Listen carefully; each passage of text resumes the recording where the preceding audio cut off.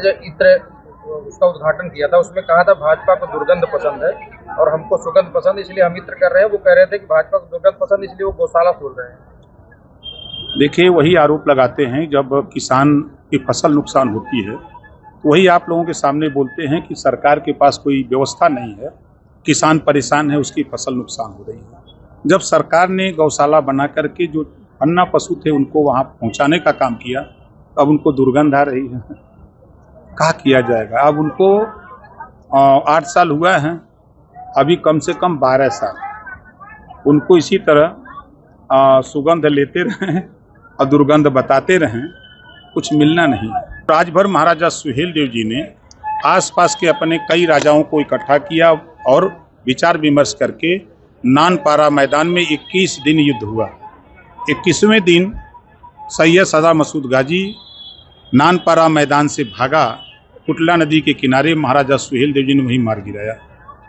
तो वो बहुत पाजी था, जो गाजी था वो बहुत पाजी था, पंगा ले लिया सुहेलदेव राजभर जी से, इस नाते नेस्तनाबूद हो गया। तो अब जो देश को लूटने से बचाया, गुलाम होने से बचाया, जो देश के लिए काम किया, समाज के लिए काम किया, मेला लगना चाहिए राजभर महाराजा सुहेलदेव जी का, मेला लगना चाहिए बाबा साहब डॉक्टर अम्बेडकर जी का, उनके विचारों का मेला लगना चाहिए, मेला लगना चाहिए गौतम बुद्ध जी का, मेला लगना चाहिए पंडित दीनदयाल उपाध्याय जी के विचारों का, मेला लगना चाहिए सावित्रीबाई फूले का, मेला लगना चाहिए महात्मा ज्योतिबा फूले का, मेला लगना चाहिए छत्रपति साहू जी महाराज का, सरदार पटेल जी का।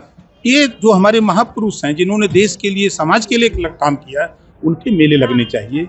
अब कल तक हम लोग नहीं जानते थे, अब जैसे 22 साल पहले सुहेलदेव जी के 2-3% लोग जानत रहा, अब आज पूरा देश जान गया।